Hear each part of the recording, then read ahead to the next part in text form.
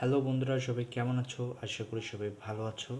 আজকের ক্লাসে আলোচনার বিষয়বস্তু হচ্ছে নাউন। তোমরা জানবা যে আমরা এর আগের ক্লাসে পার্টস অফ স্পিচ সম্পর্কে জেনেছিলাম। তো পার্টস অফ স্পিচ কাকে বলে এবং পার্টস অফ স্পিচ কত প্রকার ও কী কী। তো শুরুতেই আমরা পড়েছিলাম নাউনের বিষয়বস্তুটি আজকে আমরা আলোচনা করব তোমাদের সঙ্গে। তো definition,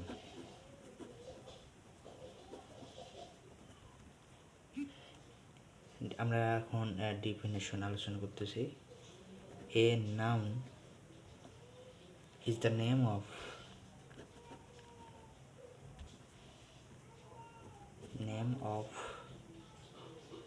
any human object, place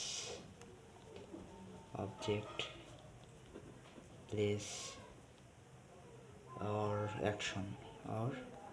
action. তো বন্ধুরা, তোমরা খাতাগুলো লিখে রাখতে পারো যে নাউন কাকে বলে।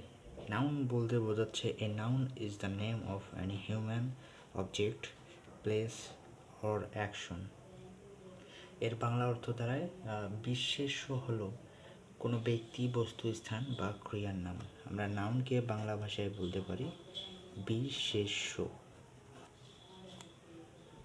তো ডেফিনেশন আরেকবার তোমাদের সুবিধার্থে বলি। A noun is the name of any human object, place or action.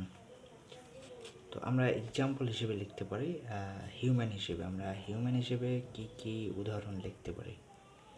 তো রহিম, জেরি, টম, খুকু।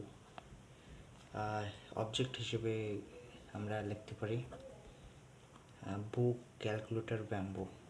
বুক, ক্যালকুলেটর, ব্যাম্বু। আমরা হিউম্যান লিখতে পেরেছি, অবজেক্ট লিখতে পেরেছি। এখন আমরা প্লেস সম্পর্কে লিখব। প্লেস যে কোনো ঠিকানা বললেই হবে, যেমন ঢাকা, রংপুর, ইটিসি। যে কোনো জায়গা বা স্থানের নামগুলোকে আমরা প্লেস হিসেবে লিখতে পারি।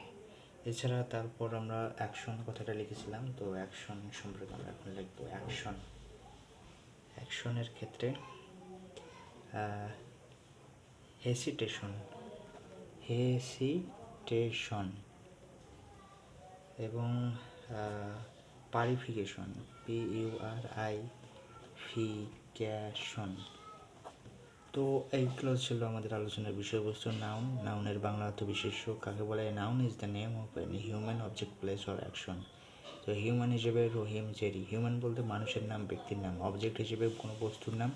প্লেস হচ্ছে জায়গার নাম এবং অ্যাকশন হচ্ছে আপনার যাকেই বলেন না কেন, অ্যাকশনের ক্ষেত্রে হিস্টোরেশন, প্রোরেশন এসব হলে সেটাকে আমরা নাউন হিসেবে বিবেচনায় রাখবো। তো আজকের ক্লাস এ পর্যন্ত। সবাই ভালো থাকবেন, ধন্যবাদ।